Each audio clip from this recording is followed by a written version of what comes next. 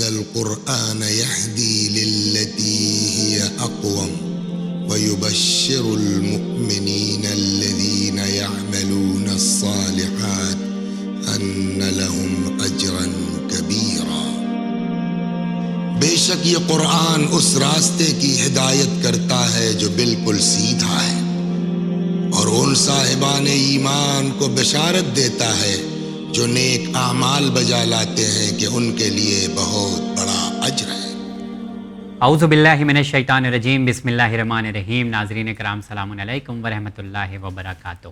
میں ہوں آپ کا میزبان ساجد رضوی۔ آج کے پروگرام میں ہم لوگ سوال کے جواب حاصل کریں گے اللہ تعالیٰ کی نازل کردہ کتاب، عظیم کتاب قرآن مجید سے۔ ہمارے ذریعے پوچھے جانے والے سوالوں کا جواب دینے کے لیے چینل ون کے اسٹوڈیو میں موجود ہیں حجت الاسلام والمسلمین علی جناب مولانا کمال احمد خان صاحب قبلہ۔ آپ تمام کے سامنے سوال ہم لوگ پیش کریں گے، اس کے جواب بھی حاصل کریں گے، لیکن اس سے پہلے آئیے شو پر قبلہ کا استقبال کرتے ہیں۔ السلام علیکم۔ وعلیکم السلام ورحمۃ اللہ وبرکاتہ۔ کیسے ہیں آپ؟ خیریت سے ہیں؟ الحمدللہ۔ آگا بہت بہت شکریہ، آپ اس پروگرام میں تشریف لائیں۔ انشاءاللہ آج قرآن مجید کے حوالے سے آپ جواب ناظرین تک پہنچائیں گے انشاءاللہ۔ تو جی ہاں ناظرین، تیار ہو جائیے۔ آج کا سوال کیا ہے، اور بہت اچھا سوال ہے کہ قرآن نے کن چیزوں کو ہماری آزمائش کا ذریعہ بنایا ہے؟ کیونکہ بہت ساری ایسی چیزیں ہوتی ہیں ہماری زندگی میں جو ہم سمجھتے ہیں کہ یہ آزمائش ہے کیا، یہ امتحان ہے کیا اللہ تعالیٰ کا، لیکن ہم سمجھ نہیں پاتے۔ تو کیوں نہ آج کے پروگرام میں ہم لوگ یہ جاننے کی کوشش کرتے ہیں کہ وہ کون سی ایسی چیزیں ہیں جو ہماری اور آپ کی آزمائش کا ذریعہ بنتی ہیں۔ آگا سوال ہم نے ناظرین تک پہنچا دیا، جواب پہنچائیے۔ بسم اللہ الرحمن الرحیم وبہ نستعین وہو خیر المعین۔ بہت ہی اچھا سوال ہے کہ وہ چیزیں کون سی ہیں جن کے ذریعے ہمارا امتحان ہوگا، بالکل، اور جن کے ذریعے ہم مورد امتحان قرار پائیں گے۔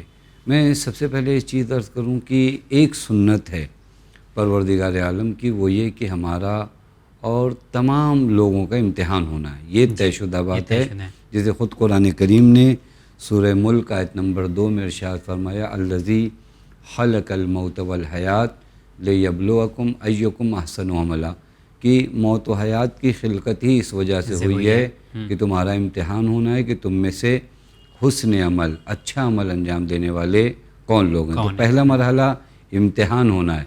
اب پھر وہ آپ کے سوال کا مرحلہ کہ امتحان کن چیزوں کے ذریعے ہوگا، بالکل ایک پیپر پیٹرن ہوتا ہے نا، احسن تم، کہ کون سے وہ ٹاپک ہیں جس کو لے کر میری زندگی کے سوال ہوں گے اور مجھ سے امتحان لیا جائے گا۔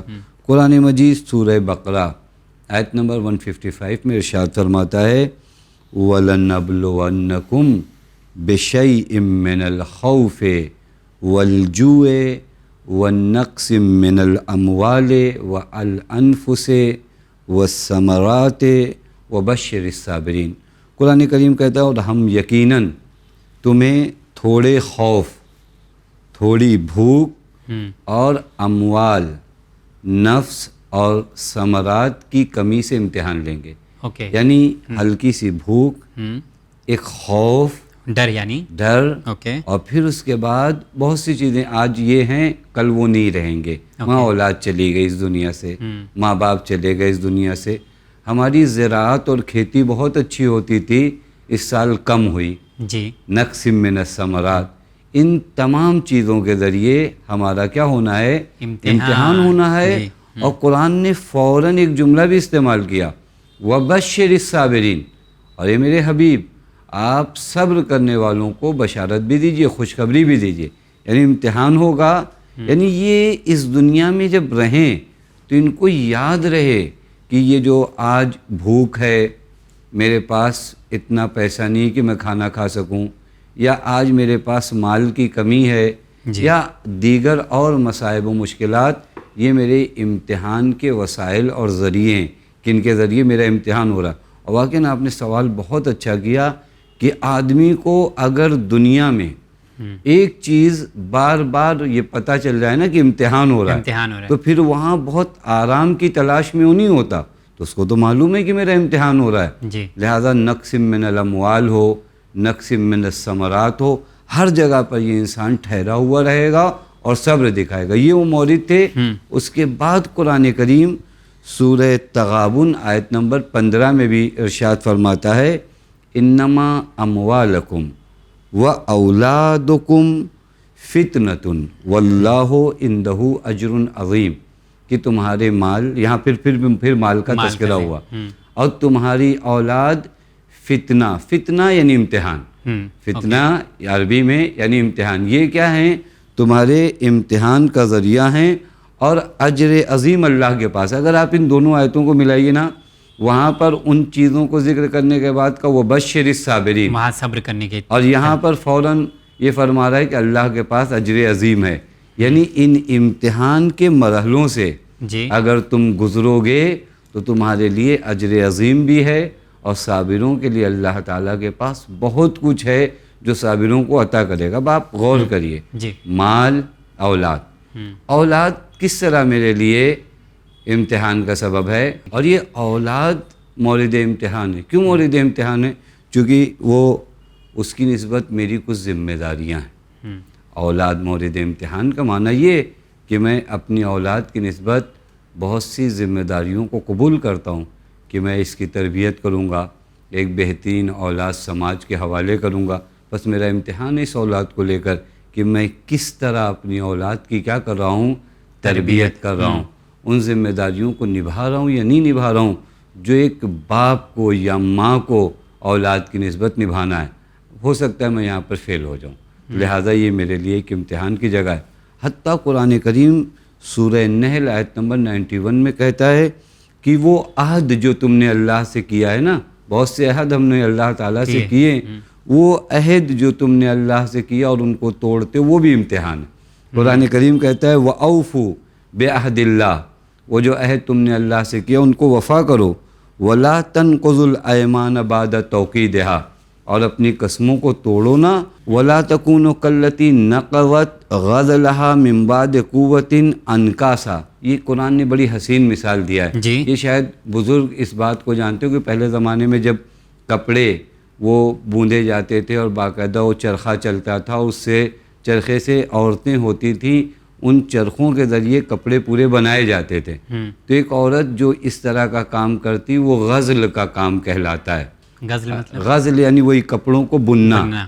اب قرآن کہتا ہے تم کبھی کبھار ایسے ہی کام کرتے ہو کہ جیسے ایک عورت کپڑوں کو بونے پھر اس کے بعد ادھیڑنا شروع کرے، تم بھی کبھی کبھار عہد کرتے ہو اور پھر ان عہد اور قسموں کو توڑنا شروع کرتے ہو۔ یہ تو بہت کامن سی چیز ہے۔ اور پھر قرآن کہتا ہے انما یبلوکم اللہ بہ، یہ بھی تمہارے امتحان کی جگہ ہے۔ وہ جو عہد کرتے ہو اللہ سے، وہ جو قسمیں کھاتے ہو، بس یہ سب تمام چیزیں کیا ہیں؟ میرے لیے امتحان کی جگہیں، آزمائش کا ذریعہ ہے۔ آزمائش کا ذریعہ۔ لیکن آگے ایک چیز اس میں جو میں پوچھنا چاہوں گا، مطلب ہر امتحان تو ہم لوگ کوشش کرتے ہیں کہ پاس ہو جائے، اور وہ بہت کم وقت کے لیے بھی ہوتا ہے۔ کچھ امتحان ہوتے ہیں جیسے پیسے نہیں ہیں تو تھوڑا بہت محنت کیا، پیسے آگے۔ لیکن ایک چیز جو ہم لوگ سنتے ہوئے آئے ہیں کہ اولاد جو ہے آپ کی دشمن بن سکتی ہے، اولاد کے ذریعے امتحان آپ کا ہوگا۔ تو یہ کیسے پاسبل ہے کہ جسے والدین اتنا پیار کرتے ہوں بچپن میں، یا اسے اتنا لاڈ پیار دیں، اس کی سارے ناز و نخرے اٹھائیں، تو وہ دشمن بن جائے، اور وہ بھی قرآن مجید کی روشنی میں اسے آپ بتائیں کہ کیسے پاسبل ہے؟ یہ قرآن مجید کی سورہ تغابن آیت نمبر 14 میں اگر ناظرین ملاحظہ کریں، قرآن کہتا ہے یا ایھا الذین آمنوا، اے صاحبان ایمان، ان من ازواجکم و اولادکم عدوا لکم، اے صاحبان ایمان تمہاری بیویاں اور تمہاری اولاد تمہارے لیے دشمن ہیں، فاحذروہم، ان سے بچو، وَإِن تَعْفُوا وَتَصْفَحُوا وَتَغْفِرُوا، لیکن اگر تم نے ان کو معاف کر دیا۔ لیکن قرآن کی آیت کو واقعاً پوری طریقے سے آدمی غور کرے تو مطلب سمجھ سکتا ہے۔ وَإِن تَعْفُوا، اگر تم نے معاف کر دیا، وَتَصْفَحُوا، تصفحوا کا معنی بھی معاف کرنا ہے لیکن تھوڑا سے فرق کے ساتھ ہے، فَإِنَّ اللَّهَ غَفُورٌ رَحِيمٌ، تو خدا بھی معاف کرنے والا ہے اور رحیم ہے۔ اب اگر اس آیہ کریمہ کو آپ دیکھیے کہ آیہ کریمہ کب نازل ہوئی تو پتہ چلے گا کہ اولاد دشمن کیسے ہے۔ امام محمد باقر علیہ السلام فرماتے ہیں کہ یہ آیت نازل اس وقت ہوئی جب مکے سے ہجرت کر کے مسلمانوں کو مدینے جانا تھا، کیونکہ مکے میں ایمان بچانا سخت تھا۔ اب لامحالہ جب ایمان کے راستے پہ آدمی نکلا ہے تو اپنا ایمان جیسا سرمایہ بچانا بہت اہم ہے۔ یہ لوگ دارالہجرہ یعنی مدینے کی سمت نکلنے لگے، ان کی ازواج اور اولاد نے ان کا دامن پکڑ لیا کہ آپ نہ جائیے، آپ کہاں جا رہے ہیں؟ تو ان لوگوں نے کہا بھائی یہاں ایمان بچانا ہمارے لیے سخت ہے، تو کہا نہیں یہاں رہیے، یہاں گھر ہے، یہاں کھیت ہے، یعنی اپنی زبان میں کہا جائے ہمارا سب کچھ تو یہی ہے، آپ جا کہاں رہے ہو؟ ہجرت نہیں کرنے دے رہے تھے اپنے والد کو. اچھا یہ اولاد و ازواج ہجرت یعنی مدینے نہیں جانے دے رہے تھے. قرآن کریم کی آیت آئی کہ یہ اولاد اور یہ ازواج تمہاری دشمن ہے. اور یہ بھی نہیں کہ ٹوٹل اولاد و ازواج، عربی کی گرامر میں بڑا حسن ہے. من یعنی بعض بیویاں اور بعض اولادیں دشمن ہو جاتی. کیوں؟ چونکہ جو ذمہ داری، جو رسپانسبلٹی آپ کو ملی ہے اس کو ادا کرنے سے اگر کوئی اولاد روکے تو آپ کی دشمن ہے. تو کیا یہ آج کے لیے یہ آیت ہے؟ آج بھی اگر کبھی ایسا ہو، کچھ آیتیں جیسے آپ نے کہا کہ اس دور میں نازل ہوئی تھی. نہیں، آج بھی یہ یعنی ایک قانون ہے. قانون یہ ہے کہ وہ اولاد وہ بیوی، میں قانون بتاؤں آپ کو، وہ اولاد وہ بیوی جو تمہیں جنت میں نہ جانے دے وہ تمہاری دشمن ہے. ایزی ہے.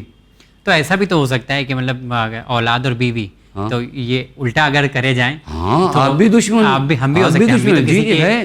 کہا بھی قرآن کریم نے ایسا نہیں ہے کہ ہم بہت محفوظ ہیں اور ہماری بیوی اور ہمارے بچے بہت سی جگہوں پہ ہو سکتا ہے کہ میرا بچہ دین پر رہنا چاہتا ہوں. میں نے اس سے کہا کہ کہاں سے تم دین پر اتنا زیادہ نمازیں پڑھ رہے ہو، ابھی تمہاری عمر کیا ہے؟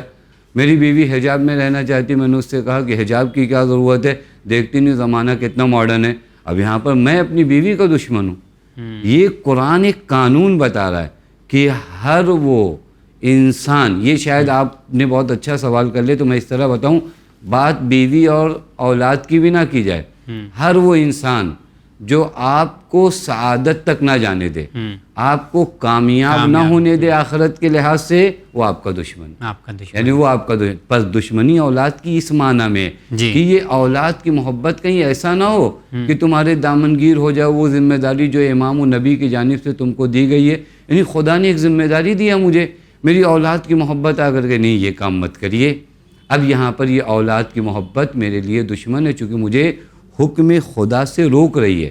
لہٰذا اسی لیے قرآن کریم نے، وہ تو کوئی ایک کامن انسان بھی اگر آپ کو روکتا ہے اچھے کام سے، نیک کام سے، تو پھر وہ بھی آپ اولاد و ازواج کی مثال کیوں دیا معلوم ہے؟ یہ تمہارے بہت قریبی ہیں، لیکن یہ بھی اگر تمہارے لیے راہ سعادت میں روڑا بنتے ہیں تو یہ بھی تمہارے دشمن ہیں. یعنی انسان جو موحد ہے نا، آپ کے اس کلام میں عرض کروں کہ وہ جو توحید پرست ہے، اس کی نگاہ میں ہر محبت خدا سے ہوتے ہوئے آتی ہے. ہر محبت کا دائرہ کیا ہے؟ خدا سے. دین ایسا بالکل نہیں کہتا، حتیٰ دین کہتا ہے اپنی اولاد سے محبت کرو. اپنی اولاد، دین کہتا قو انفسکم و اہلیکم من النار، اپنی اولاد کو، اپنی بیویوں کو جہنم سے بچاؤ. دین یہاں تک کہتا ہے کہ وہ محبتیں جو تم اپنی اولاد کے ساتھ کرتے ہو تمہیں جنت تک پہنچاتی ہیں. یعنی اولاد کی، لیکن یہ اولاد کی محبت اس طرح نہ ہو جائے کہ یہ آ کر تمہیں جہنمی بنا دے. کبھی کبھار میں اپنی اولاد، بہت سی مثالیں، میں اپنی اولاد کے لیے آ کر کہوں کہ میرے بچے کا ایک بڑا گھر ہو جائے، اس کے لیے جا کے میں مال حرام کما کے لاؤں. اب یہ محبت میرے لیے جو نقصان دہ تھی، یہ محبت میرے لیے مفید نہیں. میں اپنی بیویوں کو آرام میں رکھنا چاہتا ہوں، اس کے لیے میں کیا کروں؟ جاؤں مال حرام لے کر آؤں تاکہ میرے گھر میں لوگ اچھے سے رہ سکیں. تو یہ تو وہی محبت ہے جو آپ کو جہنم تک لے جا رہی ہے. لہذا قرآن بس اتنا بتانا چاہ رہا ہے کہ ہر وہ اولاد یا ہر وہ بیوی جو تمہیں تمہاری ذمہ داریوں سے روکے، جو خدا کی طرف سے معین کی گئی ہیں، وہ بیوی اور اولاد تمہاری دشمن ہے. تم دھوکہ نہ کھانا. اوکے، تو مطلب اس کو آپ یوں سمجھ سکتے ہیں کہ جو بھی امتحانات اس زندگی میں دینا ہے، آزمائش دینا ہے، وہ کبھی بھی آ سکتا ہے. ایسا نہیں ہے کہ ایک بار مطلب اولاد یا کسی انسان اگر آپ کی آزمائش کا ذریعہ بننا ہے تو وہ ہر مرحلے میں ہوگا. ایسا نہیں ہے کہ ایک بار ہم نے امتحان دیا تو ہم پاس ہو. نہیں، پوری زندگی امتحان کے لیے. یہ امتحان کا، ہر امتحان کا ٹائم زیادہ ہوتا ہے. اللہ نے اپنے ہر طرح کے امتحان کا، آپ کی دنیا میں بھی ہر طرح کے امتحان کا ٹائم سیم نہیں ہوتا ہے. کسی امتحان کا ٹائم 1 گھنٹہ ہوتا ہے، کسی امتحان کا ٹائم 3 گھنٹہ ہوتا ہے، کسی امتحان کا ٹائم 4 گھنٹہ ہوتا ہے. جیسا سسٹم، چونکہ اس کا رزلٹ کیا ہے معلوم ہے؟ دیکھیں رزلٹ بھی فرق کرتا ہے. آپ کو رزلٹ جو ملنے والا ہے وہ عالم ابدی میں، کہ جس عالم کی کوئی انتہا ہونے والی نہیں ہے، اس عالم کے لحاظ سے اگر آپ دیکھیں گے نا، یہ آپ کو 1.5 گھنٹے کا امتحان لگے گا، چونکہ وہ عالم ختم نہ ہونے والا اور یہ عالم ختم ہونے والا. جب بھی آپ اس لامحدود کو اس محدود سے کمپیئر کریں گے تو یہ محدود آپ کو 2 ہی گھنٹہ لگے گا. بالکل، بہت خوب. چلیے بہت شکریہ آپ کا اس پروگرام میں آپ تشریف لائے اور آپ نے جو سوال ہم نے پیش کیا تھا آپ کی خدمت میں اس کا جواب آپ نے قرآن مجید کے حوالے سے پہنچایا ناظرین تک. بہت شکریہ. ہم بھی آپ کے شکر گزار. تو جی ہاں ناظرین، جانے سے پہلے یہی کہنا چاہوں گا کہ زندگی کا جو دستور ہم نے بنا رکھا ہے اور جو زندگی میں ہم لوگ اہم فیصلے لیتے ہیں، جو قدم لیتے ہیں، کبھی کبھی ایسے فیصلے ہماری زندگی میں ہو جاتے ہیں جو حقیقت میں ہماری آزمائش کا ذریعہ ہوتے ہیں. تو ایسی سچویشن میں جس طرح سے مولانا صاحب نے بتایا کہ اللہ تعالیٰ نے صبر کرنے کے لیے کہا ہے اور اس وقت، اور ساتھ ہی انتظار کرنے کے لیے کہا ہے کیونکہ آنے والا دن جو ہوگا وہ بہتر ہوگا، اس کی جو ہے پیشن گوئی کی گئی ہے. انشاءاللہ اگلے ایپیسوڈ میں پھر آپ تمام ناظرین سے ملاقات کریں گے. دیکھتے رہیے چینل میں. بہت شکریہ.